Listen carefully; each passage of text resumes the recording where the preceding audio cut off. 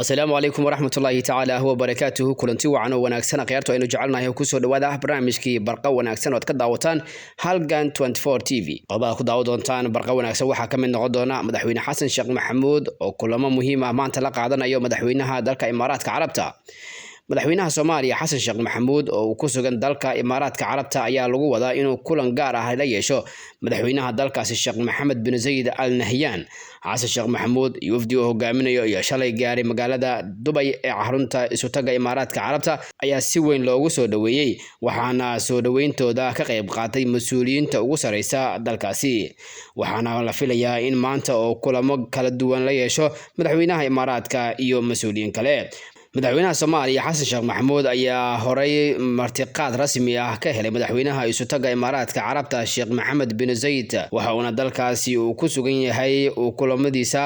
diradda ku saari doona sidii dib loogu soo celin lahaa xiriirka labada dal ee Soomaaliya iyo Imaaraadka Carabta. sidoo kale dawladda Soomaaliya iyo Imaaraadka ayaa wada hadalkooda diradda si gaar ah ugu saari doona sidii loo xoojin lahaa iskaashi miro dhal ah oo dhinacyada maalgashiga diblomaasiyiinta iyo dhaqaalaha. safarka Xasan Sheekh Maxamuud ee Soomaaliya ayaa noqonaya safarkii ugu horeeyay ee uu dibadda uga baxo tan iyo markii la magacaabay. qodobada kale ku dhageysan doontaan ama ku daba doontaan barqa wanaagsan waxa ka mid noqon doona ergeyga gaarka dhimaha bini'aadanimada oo ku wajahan gobolka Gedo waxaana lagu wadaa in saacadaha soo socda ee maanta ee degmada Doolow ee gobolka Gedo safar ku tago ergeyga gaarka ee madaxweynaha Jamhuuriyadda Federaalka Soomaaliya u qaabilsan arrimaha bini'aadanimada iyo gurmadka abaaraha mudane xildhibaan Cabdiraxmaan Cabshakuur Warsame.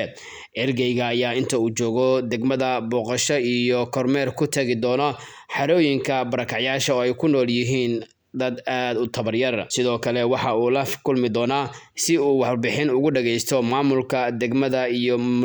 maamulayaasha kaamamka barakacyaasha ee ku yaala degmada Doolow ee gobolka Gedo.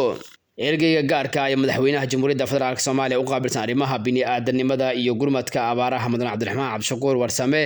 ayaa hore u booqday kaamamka barakacyaasha ku yaala degmada Buula Burde ee gobolka Hiiraan.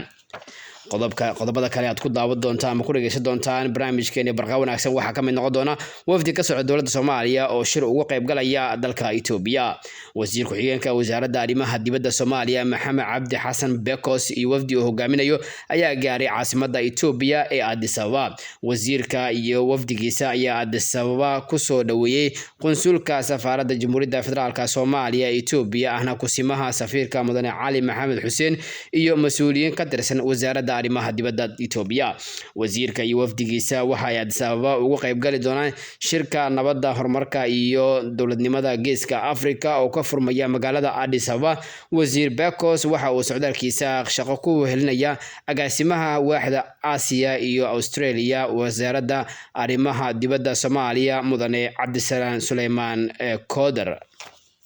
weli waxaad daawanaysaan barnaamijka barqa wanaagsan ee aad ka daawataan TV-ga Halgan M24 TV. qodobka ugu dambeeya ee barnaamijkan ku soo qaadan doona wuxuu noqon doonaa mucaaradka Soomaaliland ayaa sameystay ciidan u gaar ah waxaana laga cabsi qabaa inuu dagaal ka qarxo halkaasi. gudoomiyaha xisbiga mucaaradka ee UCID Faysal Cali Waraabe ayaa eedeyn culus u jeediyay madaxweynaha Soomaaliya Muuse Biixi Cabdi oo ku eedeeyay inuu jabiyay sharciga qaadaynta talaabooyinka waxa uu dhimaya dastuurka Soomaaliland.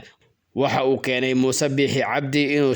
sameysto sharci sheegaya aniga waan joogayaa asxaabtana waa baabi'inaya. talaabooyinkaasi isbiirsaday oo lagu daray isku daygii dil ee musharax wadani Cabdiraxmaan Ciro ayuu tilmaamay inay keeneen inay ilaalo gaar ah sameystaan oo ay isu hubeeyaan isagoona ka digay in la carqaladeeyo amniga dalka iyo howlaha doorashada looga diyaar garoobayo. dhaqamadaasi waxay keeneen in uu ka dhaco isdifaac halka yimaado dad hubeysan oo difaacaya asxaabta ayaa jooga dadka u leeyahay waxa beela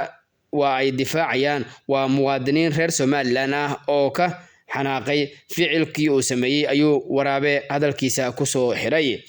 hadalkan ayaa ku soo beegmaya iyadoo maayarka Hargeysa iyo wasiirkii hore ee Waran Cade ay u istaageen xalinta khilaafka asxaabta mucaaradka axsaabta mucaaradka iyo xukuumadda waxaana jira warar sheegaya in Muuse Biixi uu albaabada ka soo xirtay dhinacyada doonaya inay xal ku dayaan muranka halkii gacan ku hadalka isla gaari lahaa. guud ahaan halkaas ayaan kusoo gabagabaynaynaa barnaamijkii barqa wanaagsan oo aad ka daawataan Halgan 24 TV waa Cabdi Ibrahim sida iyo nabadgelyo.